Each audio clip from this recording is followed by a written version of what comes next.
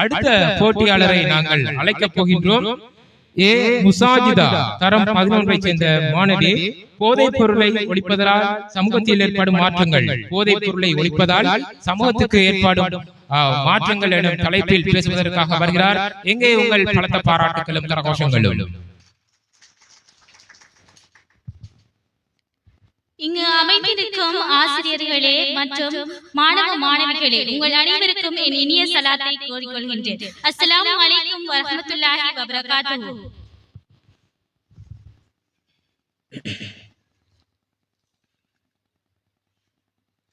இன்றைய காலகட்டத்தில் போதைப்பொருள் என்பது மிகவும் மோசமான சமூகமாக பெயரிடப்பட்டுள்ளது. இவை ஒருவரின் உடலில் மனதில் மட்டுமல்லாமல் மற்றவர்கள் வாழ்க்கையை முற்றிலும் தகர்த்தெடுக்கும். ஆனால் ஒருவர் இந்த போதைப் பொருட்களிலிருந்து விலகும் போது அது அவருக்கு தனிப்பட்ட நடத்தை கொடுக்கும் என்பதை நாம் அனைவரும் தெரிந்து கொள்ள வேண்டும்.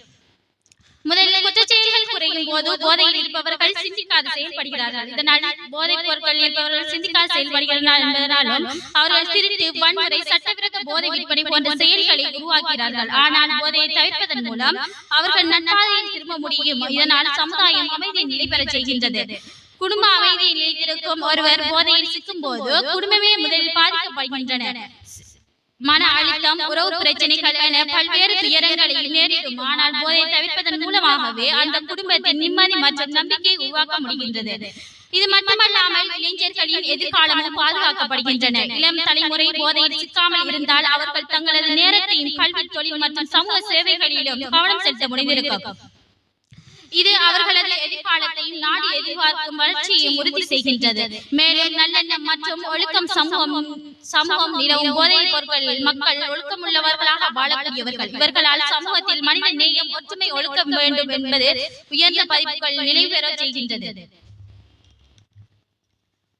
அன்பான தோழர்களே, நாம் ஒவ்வொருவரும் போதைப்பொருள் என்ற இந்த அடிமைத்தனத்திலிருந்து விடுபட வேண்டும். இது நமக்கு மட்டுமல்லாமல் நம்மை சுற்றியுள்ள அனைவர்களுக்கும் இது பொறுப்பாக உள்ளது. போதைப்பொருள் என்பது அரசு அல்லது குடும்பத்தை பொறுப்பு மட்டுமல்ல, அதை நம்ம ஒவ்வொருவரையும் தொடும் சமூக பொறுப்பாகும். விழிப்புணர்வு, நம்பிக்கை, மன உறுதி மற்றும் ஒருங்கிணைந்த செயல் திட்டம் இருந்தால் ஒரு போதையில்லா பாதுகாப்பான ஆரோக்கியமான சமூகத்தை நாமே உருவாக்க முடியும். போதையில்லா வாழ்க்கை, ஒளியூட்டும் வாழ்க்கை என்ற தலைப்பைக்கு அந்த ஆசிரியர்களுக்கு நன்றி கூறி விடைபெறுகின்றேன். அஸ்ஸலாமு அலைக்கும் வரஹ்மத்துல்லாஹி வபரகாத்துஹு. எங்கே உங்கள் பாராட்டுகள் ஏ முசாஜிதா அவர்களுக்கு.